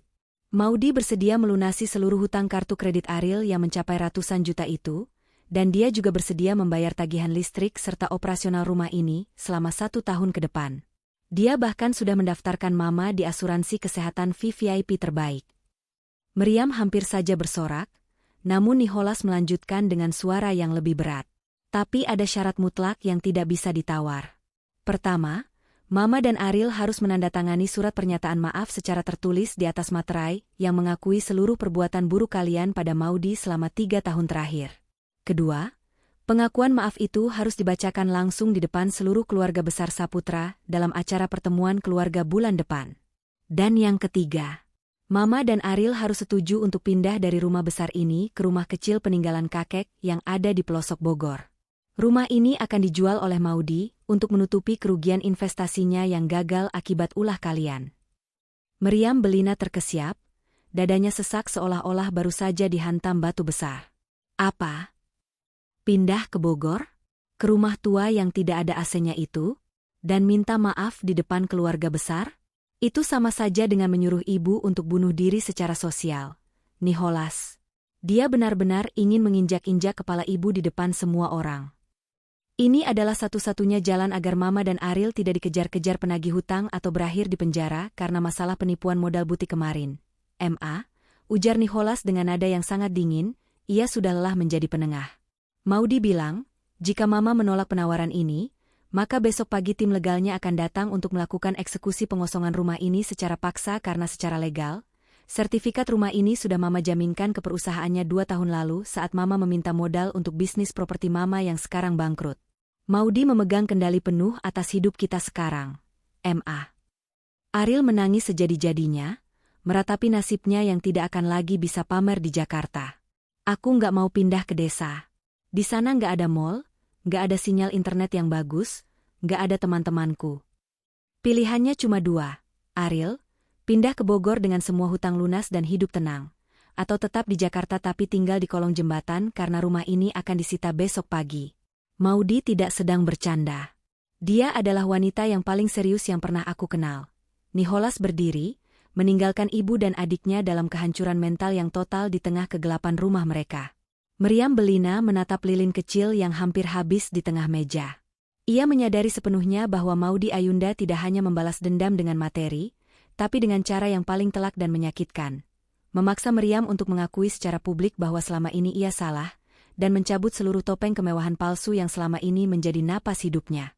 Roda kehidupan telah berputar sepenuhnya, dan kini Meriam berada di posisi yang paling bawah, di tempat yang dulu ia pikir hanya pantas dihuni oleh orang-orang rendah yang tidak memiliki derajat. Pagi itu, kabut tebal menyelimuti daerah pelosok di kaki Gunung Salak, Bogor. Udara terasa sangat lembab dan dingin, namun tidak sedingin hati Meriam Belina yang sedang berdiri kaku di teras rumah tua peninggalan orang tuanya. Rumah itu sudah belasan tahun tidak dihuni dan luput dari perawatan. Cat dindingnya yang dulu berwarna putih kini sudah mengelupas parah, memperlihatkan lapisan semen yang berlumut. Lantai tegelnya kusam, dan aroma tanah basah bercampur kayu lapuk menyeruak masuk ke dalam hidung Meriam, hidung yang biasanya hanya terbiasa menghirup aroma parfum Niche seharga jutaan rupiah dari butik ternama di Paris. Di sampingnya, tumpukan kardus berisi sisa-sisa pakaian dan beberapa barang pecah belah yang berhasil diselamatkan dari rumah lamanya di Jakarta tergeletak begitu saja di lantai yang berdebu. Nicholas Saputra tampak lelah, ia baru saja selesai menurunkan barang terakhir dari bagasi mobilnya. Nicholas menatap ibunya dengan tatapan yang kosong dan kuyu. Ia tidak lagi memiliki energi untuk menghibur atau sekadar memberikan kata-kata penyemangat yang palsu. Ini rumahnya, Ma. Setidaknya di sini tenang. Jauh dari kebisingan Jakarta dan yang paling penting, jauh dari kejaran penagih hutang yang mencari-cari Ariel karena masalah modal butik itu, ujar Nicholas dengan nada suara yang datar dan sedikit serak. Meriam Belina tidak menjawab seolah suaranya telah hilang tertelan kabut. Ia melangkah masuk ke dalam ruang tamu yang kecil dan pengap. Plafonnya yang tinggi dipenuhi sarang laba-laba hitam yang menjuntai. Tidak ada lampu gantung kristal yang berkilauan, tidak ada sofa bludru merah yang empuk. Yang ada hanyalah sepasang kursi rotan tua yang sudah reot dan meja kayu yang kakinya tidak lagi rata. Meriam terduduk di kursi itu, dan tiba-tiba saja, air matanya jatuh tanpa bisa dibendung lagi. Tangisnya tidak bersuara, hanya pundaknya yang berguncang hebat. Ia teringat rumah mewahnya yang baru saja dieksekusi oleh tim legal Maudy Ayunda kemarin sore. Ia teringat bagaimana para tetangga sosialitanya menonton dari balik pagar dengan tatapan yang sulit diartikan, antara kasihan atau mungkin rasa puas yang tersembunyi, saat truk angkut barang membawa keluar furnitur mahalnya yang kini disita untuk menutupi hutang. Di kamar sebelah, suara teriakan dan tangis Ariel Tatum pecah secara histeris. "Aku nggak bisa tinggal di sini, Mas Nicholas. Kamar mandinya kenapa di luar begitu? Airnya kuning dan bau besi. Mas, tolong hubungi Kak Maudy sekarang juga. Bilang padanya aku minta maaf sedalam-dalamnya. Aku akan sujud di kakinya, aku akan jadi pembantunya, asal jangan biarkan aku tinggal di tempat kumuh ini. Aku bisa gila, Mas." Nicholas berjalan menuju ambang pintu kamar Ariel, menatap adiknya dengan tatapan dingin tanpa belas kasihan. "Sudah terlambat, Ariel. Maudy sudah memberikan waktu 3 tahun penuh untukmu belajar menghargai orang lain sebagai manusia. Tapi kamu lebih memilih untuk menginjak-injaknya setiap ada kesempatan. Sekarang, terimalah hasilnya. Maudy sudah menutup semua akses komunikasi pribadi. Dia hanya mau bicara melalui pengacara pribadinya sekarang. Nama kamu sudah masuk daftar hitam di semua relasinya." Nicholas kemudian berbalik, menatap ibunya yang masih menangis di kursi rotan. "Ma, pertemuan keluarga besar Saputra akan diadakan lusa di sebuah hotel di Jakarta. Maudy sudah menyewa ruangan khusus untuk acara itu. Mama harus hadir dan membacakan surat pernyataan maaf itu di depan semua orang sesuai janji yang Mama tanda tangani kemarin.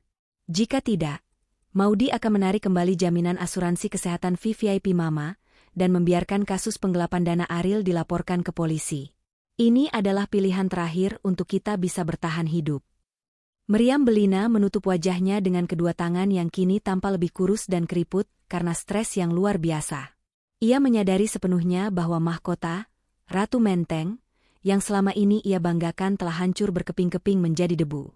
Ia kini hanyalah seorang wanita tua yang tidak punya apa-apa, yang harus mengemis sedikit belas kasihan pada menantu yang pernah ia usir dengan kata, "muak." Penyesalan itu datang menghantamnya bukan seperti embun pagi yang lembut, melainkan seperti hantaman godam raksasa yang menghancurkan seluruh sisa ego dan kesombongannya. Hari yang paling ditakuti oleh Meriam Belina, akhirnya tiba dengan suasana yang begitu mencekam. Sebuah ruangan pertemuan di hotel berbintang di pusat Jakarta telah dipesan secara khusus oleh Maudy Ayunda. Seluruh keluarga besar Saputra hadir tanpa terkecuali. Mulai dari paman yang paling disegani, bibi-bibi yang hobi bergosip, hingga sepupu jauh yang selama ini selalu menganggap Meriam sebagai sosok yang sukses, kaya raya, dan sangat berpengaruh. Mereka semua hadir dengan raut wajah penuh tanya dan bisik-bisik yang tidak tenang. Bertanya-tanya mengapa Meriam tiba-tiba mengundang mereka semua untuk sebuah pertemuan yang sangat mendadak ini. Maudy Ayunda duduk di kursi paling depan, tepat di samping Nicholas. Ia mengenakan gaun hitam yang sangat elegan, rambutnya disanggul rapi tanpa celah, dan wajahnya tampak begitu tenang seolah ia sedang menghadiri rapat direksi tahunan.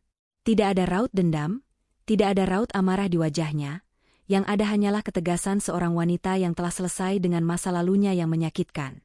Meriam Belina melangkah ke podium dengan kaki yang bergetar hebat, langkahnya gontai seolah ia bisa pingsan kapan saja. Ariel Tatum berdiri tepat di belakangnya, menundukkan kepala sedalam-dalamnya hingga rambut panjangnya menutupi wajahnya yang sembab karena terus menangis.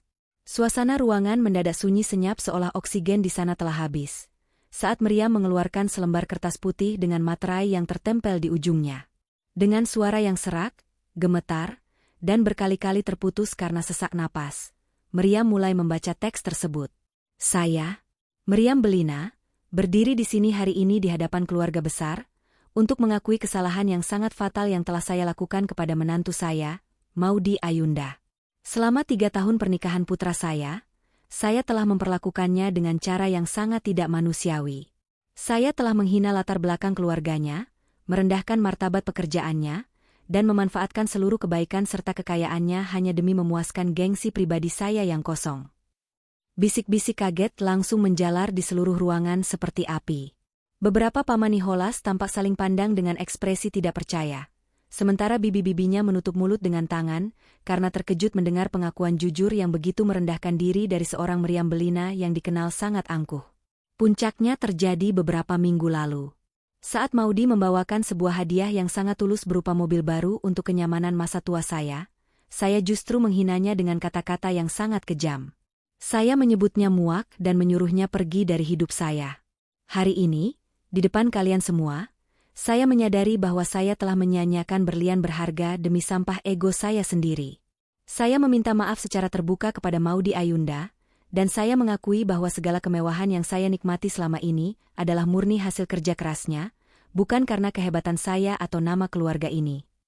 Ariel Tatum kemudian maju selangkah ke depan mikrofon. Suaranya terisak-isak hingga ia sulit untuk bicara. Aku juga minta maaf kepada Kak Maudy. Aku sudah menjadi adik ipar yang sangat jahat. Aku sering memprovokasi Mama untuk membenci Kak Maudy. Aku telah menghambur-hamburkan uang Kak Maudy untuk gaya hidupku yang palsu. Aku benar-benar menyesal dan memohon ampun. Maudy Ayunda berdiri dari kursinya dengan gerakan yang sangat anggun.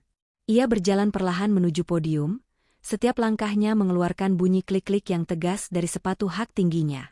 Semua mata di ruangan itu tertuju padanya. Maudy tidak memeluk mereka, ia tidak juga membentak. Ia hanya mengambil kertas pernyataan itu dari tangan Meriam yang gemetar, membacanya sekilas dengan mata yang jernih, lalu menyerahkannya kepada asisten legalnya yang berdiri di samping podium. Terima kasih atas pengakuannya, Ibu, Ariel. Suara Maudy terdengar begitu jernih dan stabil melalui sistem pengeras suara. Permintaan maaf secara pribadi sudah saya terima di dalam hati saya. Namun secara hukum dan prinsip hidup, konsekuensi atas perbuatan tetap harus berjalan sebagaimana mestinya. Surat ini akan disimpan sebagai dokumen hukum pemisahan harta. Mulai hari ini, saya ingin seluruh keluarga besar tahu bahwa saya tidak lagi memiliki kewajiban finansial apapun. Sekali lagi, tidak ada 1 rupiah pun terhadap Ibu Meriam dan Ariel. Nicholas adalah suami saya, dan urusan saya dengannya adalah urusan rumah tangga kami yang akan kami perbaiki. Namun bagi kalian berdua, pintu rumah dan pintu rezeki dari saya sudah tertutup untuk selamanya. Maudy berbalik dan berjalan keluar dari ruangan pertemuan itu, tanpa menoleh lagi ke belakang. Ia meninggalkan kerumunan keluarga besar yang kini menatap Meriam Bellina dengan pandangan yang sangat berbeda dari sebelumnya. Bukan lagi rasa hormat yang mereka berikan, melainkan rasa kasihan yang sangat merendahkan. Meriam menyadari sepenuhnya bahwa meskipun kata maaf telah ia ucapkan, martabat yang telah ia bangun selama puluhan tahun tidak akan pernah bisa kembali lagi. Ia telah jatuh ke dasar jurang yang ia gali sendiri. Beberapa bulan berlalu sejak pertemuan keluarga besar yang menggemparkan itu. Maudy Ayunda telah kembali ke rutinitasnya sebagai seorang pemimpin perusahaan yang disegani. Namun, ada sesuatu yang sangat berbeda dalam cara ia menjalani hidupnya sekarang. Ia merasa jauh lebih ringan, seolah-olah ia baru saja melepaskan beban bertonton dari pundaknya. Tidak ada lagi beban pikiran untuk memeriksa tagihan-tagihan kartu kredit Ariel yang tidak masuk akal, tidak ada lagi kecemasan akan sindiran pedas mertuanya di grup WhatsApp. Ia bahkan telah keluar dari semua grup keluarga besar, dan hanya menyisakan satu grup komunikasi khusus yang berisi dirinya dan Nicholas. Di rumah mereka yang kini terasa lebih luas dan tenang, Nicholas Saputra sedang mencoba beradaptasi dengan kenyataan hidup yang sangat baru baginya. Ia kini harus membiayai seluruh kebutuhan hidup ibunya dan Ariel di Bogor sepenuhnya dari gajinya sendiri. Ternyata, kenyataan itu sangatlah pahit dan mencekik. Hampir 75% dari gaji Nicholas habis hanya untuk membayar biaya pengobatan rutin ibunya yang sering sakit-sakitan karena stres, biaya listrik rumah Bogor, dan kebutuhan dasar Ariel yang masih sulit untuk berhemat. Nicholas tidak lagi bisa membeli jam tangan mewah. Ia tidak lagi bisa mengganti mobilnya setiap tahun. Bahkan untuk makan di restoran berbintang setiap akhir pekan pun ia harus berpikir 2 kali. Sayang, apa kamu tidak merasa bahwa beban yang aku tanggung sekarang ini terlalu berat? Aku merasa sangat sesak setiap kali melihat slip gajiku habis begitu saja untuk mereka. Tanya Nicholas suatu malam saat mereka sedang menikmati makan malam sederhana di ruang makan apartemen mereka yang tenang. Maudy meletakkan garpu dan pisaunya dengan perlahan. Ia menatap suaminya dengan tatapan yang penuh empati namun, tetap memiliki ketegasan yang tak tergoyahkan. Mas, apa yang kamu rasakan sekarang adalah apa yang disebut dengan bakti seorang anak yang sesungguhnya. Selama 3 tahun terakhir, akulah yang menanggung seluruh beban itu sendirian supaya kamu bisa tetap hidup mewah dan tenang tanpa gangguan. Sekarang, kamu hanya sedang merasakan apa yang seharusnya kamu rasakan sejak dulu.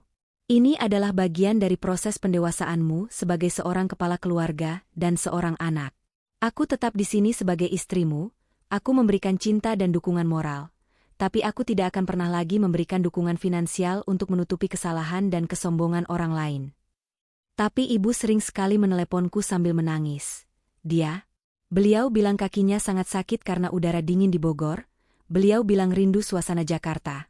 Nicholas mencoba membujuk istrinya, berharap ada celah sedikit saja di hati Maudy. Lalu, apa solusi yang kamu harapkan dariku, Mas? Apakah kamu ingin aku membelikan rumah mewah baru lagi di Jakarta, agar mereka bisa kembali menghinaku di rumah itu? Mas, ingat baik-baik kata-kata ibu. Beliau muak melihat mukaku. Aku hanya sedang menghormati permintaannya dengan sangat serius. Aku tidak muncul di depannya, aku tidak mengirimkan hadiah lagi, aku tidak memberikan kejutan apapun. Aku sedang melakukan persis apa yang beliau minta dengan sangat sopan. Bukankah itu yang dinamakan menantu yang patuh? Jawab Maudy dengan nada yang sangat tenang namun sangat menusuk. Nicholas terdiam 1000 bahasa, ia menundukkan kepalanya dalam-dalam. Ia menyadari sepenuhnya bahwa Maudy benar-benar telah memasang tembok baja yang tidak akan bisa ditembus oleh air mata atau rayuan apapun. Maudy tetap mencintainya. Maudy tetap mengurus seluruh kebutuhan rumah tangga mereka dengan uang yang ia peroleh secara adil. Namun Maudy telah menutup mati keran kedermawanannya yang selama ini disalahgunakan oleh keluarganya. Nicholas mulai belajar sebuah pelajaran hidup yang sangat mahal. Bahwa kebaikan pasangan tidak boleh dianggap sebagai hak yang bisa diperas habis demi membahagiakan orang lain yang tidak tahu terima kasih. 1 tahun kemudian, di sebuah teras kecil yang lantainya sudah mulai retak di rumah Bogor, Meriam Belina duduk diam di kursi rotannya yang kini sudah mulai ditumbuhi lumut tipis di bagian kakinya. Ia mengenakan daster kain sederhana yang warnanya sudah mulai pudar, karena terlalu sering dicuci secara manual. Rambutnya yang dulu selalu tertata rapi oleh penata rias profesional, kini dibiarkan beruban dan hanya diikat seadanya dengan karet gelang.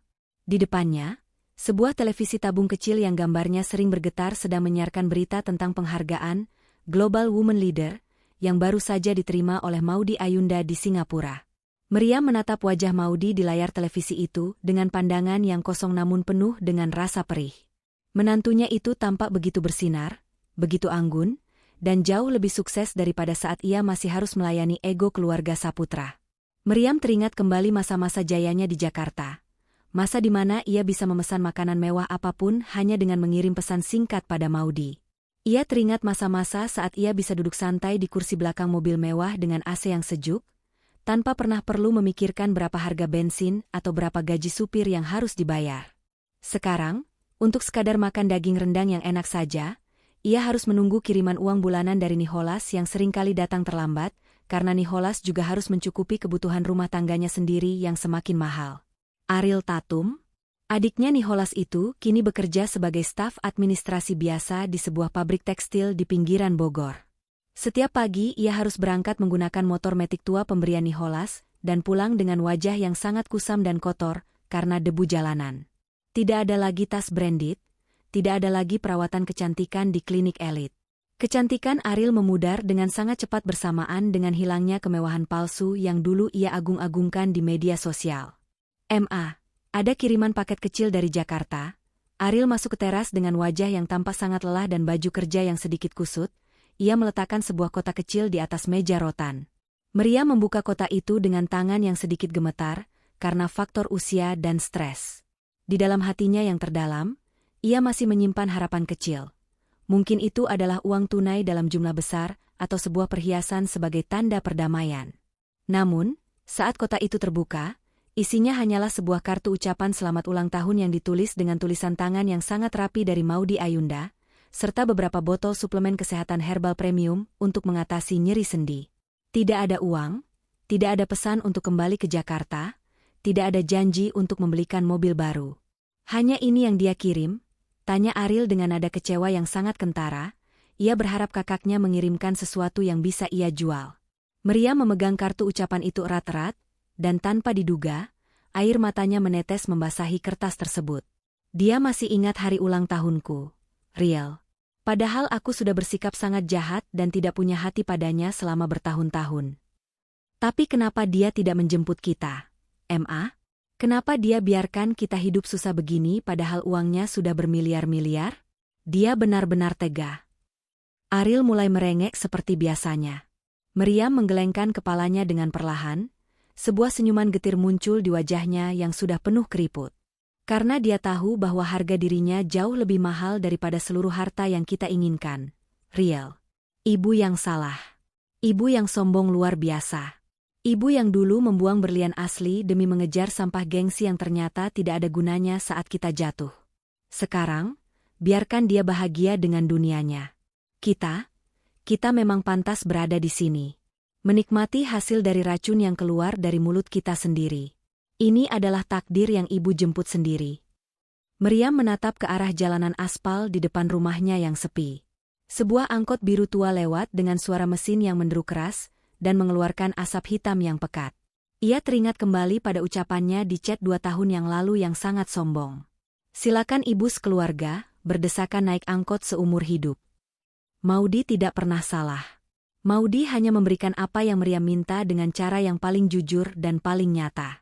Penyesalan itu kini telah menjadi teman setianya setiap malam, sebuah beban mental yang jauh lebih berat daripada kemiskinan materi itu sendiri. Jakarta, akhir tahun 2026. Maudy Ayunda berdiri di balkon kantor barunya yang megah, yang terletak di lantai paling atas sebuah gedung pencakar langit di kawasan bisnis Sudirman. Di bawahnya, lampu-lampu kota Jakarta berkelap-kelip dengan sangat indah seperti hamparan permata yang tak berujung.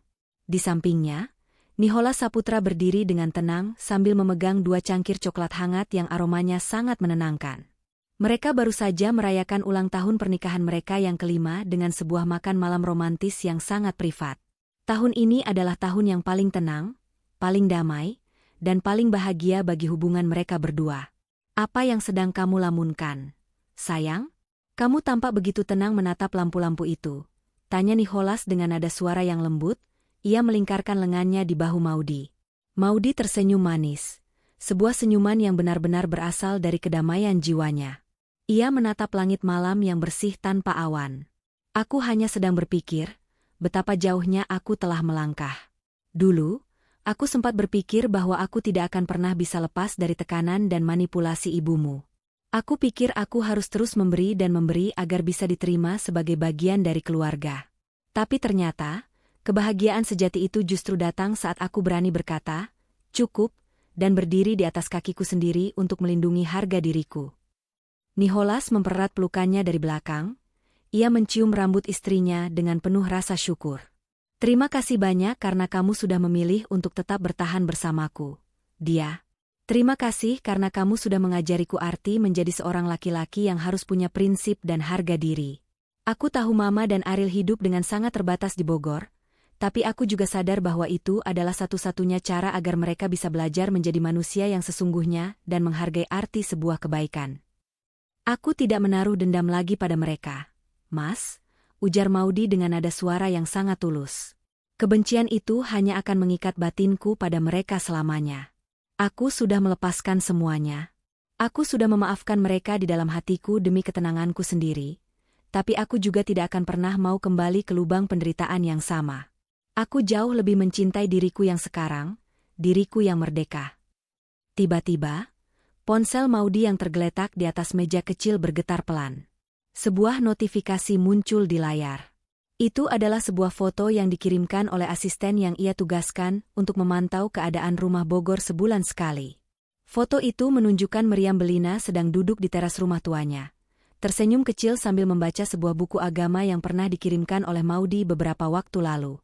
Ada sebuah pancaran kedamaian sederhana yang belum pernah Maudy lihat di wajah mertuanya saat mereka masih tinggal di kemewahan semu di Jakarta. Maudy menutup layar ponselnya dengan perasaan yang lega. Ia menyadari sepenuhnya bahwa pembalasannya telah tuntas dengan cara yang paling elegan. Pembalasan terbaik bukanlah dengan cara menghancurkan hidup orang lain sampai mereka mati, melainkan dengan cara membiarkan mereka menghadapi realita pahit dari karakter mereka sendiri, sementara kita terus melangkah maju menuju puncak kesuksesan dan kebahagiaan yang jauh lebih tinggi. Maudy Ayunda menarik napas dalam-dalam, menghirup udara malam Jakarta yang segar. Ia adalah seorang pengusaha kelas dunia, seorang istri yang sangat dicintai, namun yang paling penting dari itu semua, ia adalah seorang wanita yang telah merdeka secara batin. Ia tidak lagi peduli pada istilah, kejutan sampah, atau ancaman, naik angkot seumur hidup. Baginya, yang terpenting adalah ia telah berhasil menjaga hatinya tetap bersih dan kuat di tengah dunia yang penuh dengan drama dan kepalsuan keluarga. Roda kehidupan memang akan selalu berputar. Namun bagi Maudy Ayunda, ia kini telah menjadi pengemudi yang memegang kendali penuh atas rodanya sendiri. Dan di jalan yang kini ia pilih, hanya ada ruang untuk rasa hormat, kerja keras yang jujur, dan kedamaian hati yang tak ternilai harganya oleh materi apapun.